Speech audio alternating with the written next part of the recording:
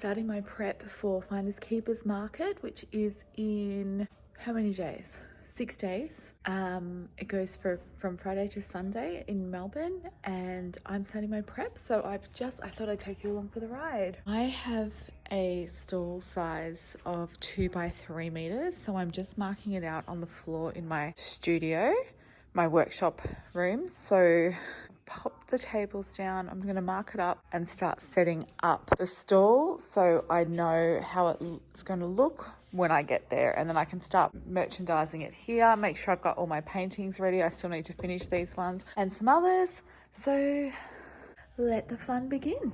I find it really important to prep for a big event, especially because I don't want to get there and have to figure out how I'm going to do the stall. It's really important for any market or event that you haven't done before to do a mock-up stall at home or at your studio or wherever you can do it.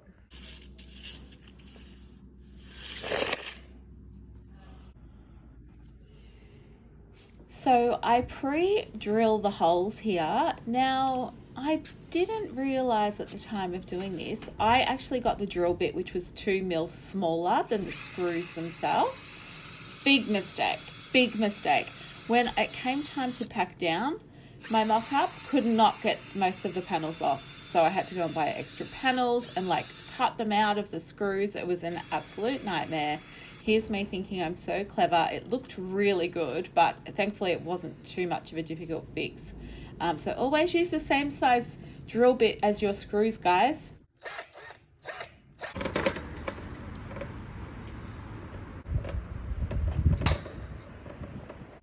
Okay, it's Saturday morning. I'm back at the studio today. I'm really liking what's happening so far. My local hardware store didn't have all of the wood that I needed, so I went to another one last night. So I've got that in the car. So today I'll be putting the wood on that side and then working out where all the other paintings are going, which is really exciting. I've set up my little table here. So this is where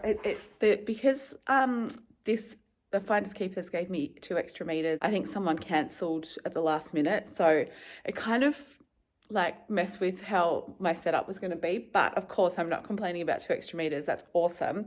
And so I just had to rework stuff. So my little table here was going to be too big, but then I remembered you can pull the sides down. So I'm going to fill this up with my clearance wheat bags. I'm discontinuing them. I'm not making them anymore so I can focus on my art and also NFTs I'm getting into in a big way. So I'll have my cards here, wheat bags there, these paintings here. I'm not sure, I might, if I've got time, paint a few more in that size just in case I sell, because I don't want to have empty space, but I think I've got other paintings that I could put there as well. Up here, I'm taking my little bubblegum girls that have got some have got little preserved flower arrangements, some haven't. Also, I did a class the other night with an artist, Sean Primrose, who has a space here just for a month.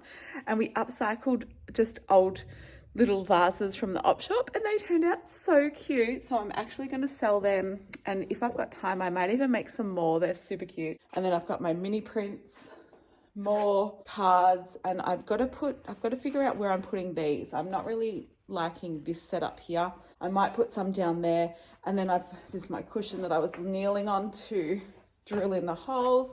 The bottom I'll be putting pots, because I've made some painted pots in the last week because a website in the US, Creative Fabrica, commissioned me to do some online classes. So it was super fun and I loved the pots I've made. So I'm going to take them and maybe even make some more too. I feel like this is looking really good. I just need to fill up the space. I'll finish the wood today, get the paintings up, and then I can start working on production because I need to make a heap of these. I need to make some more of these cute little things, work out how this is going to set up, and probably make some more pots. So it's coming together nicely.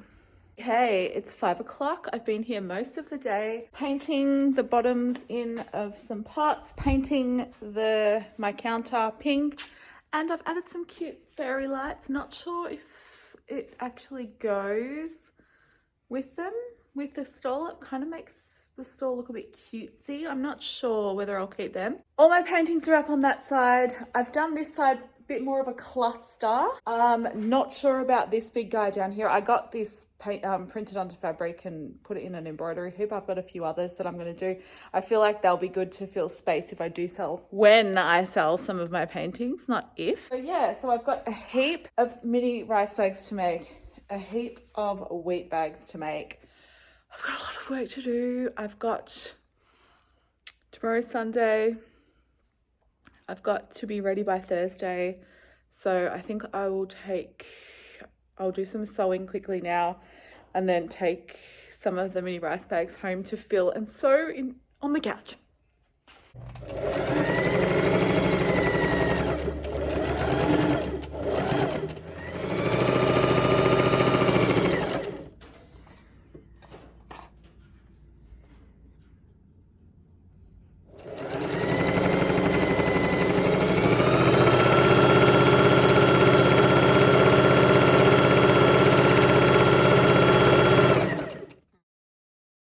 Hey, I've just gone into the car park next to Finders Keepers, the Royal Exhibition Building. I've unloaded my stuff, ready to set up my stall. I haven't videoed at all because today was an absolute shitstorm. I couldn't get my stall unscrewed because I screwed it too tightly with, like, I pre-drilled 2 smaller holes.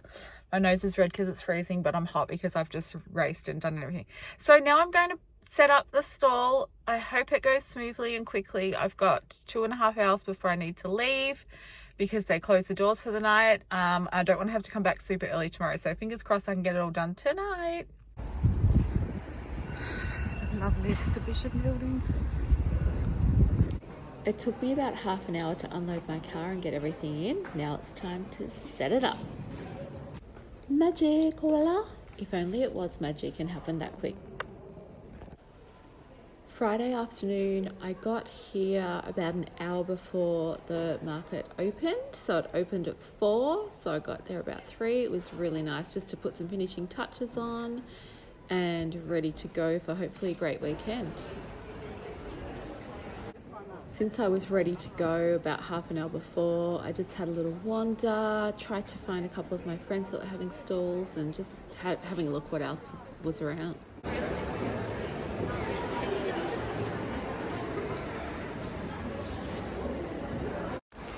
Hey everybody, all set up at Finders Keepers Melbourne. It's about to start. I've already sold a painting, very exciting. Just got myself a cold tea because I left my drink bottle in the car. We're waiting for the smoking ceremony to start. We're at the Royal Exhibition Building, which is beautiful. I've got my lovely Imeldo earrings on. Hello everybody, Sunday morning, so we're at the start of day 3 for Finders Keepers. The sales have not been, haven't hit my target. So Friday night I had a target of 800 in sales and I got to 450. Yesterday, Saturday, I had a target of 1500 and I got to just over 800. So things are definitely down. I was talking to my neighbors and they're down quite a bit from previous Finders Keepers as well. So I'm not sure how today's going to go. I had a goal of $3,000 for the total weekend and like awesome if I got to $5,000. That was like my amazing target. 3 was my okay, it's worthwhile doing target. So at the moment I'm only at about 1250, so I'm hoping I can at least sell 800 today to get to 2. That would be, you know, still worthwhile doing. Obviously I've got a few online orders as well. Heaps of people took cards, so with these events it's really hard to tell the grand total. Like on the weekend event, you have to look at it more as a brand awareness marketing exercise as well.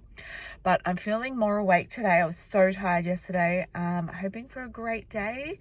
It is the last day of holidays before school goes back, so whether or not that affects it, we'll see. But I'll update either tonight, or if I'm too tired, I'll do a review early next week.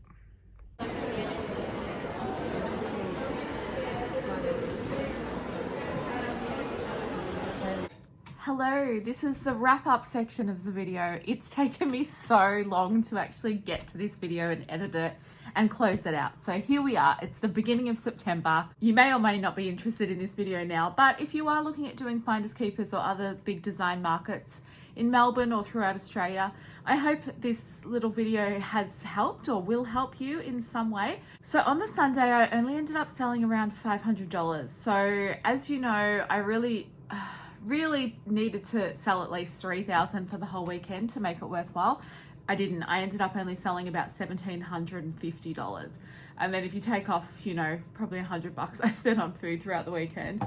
Not great considering the market cost around $1,400 for the stall, and my products cost to make definitely more than $200. Let's say between $600 and $800 cost to make. You can tell I'm not one of these people that has every detail of their financial part of their business at hand, which, you know, probably not the greatest thing.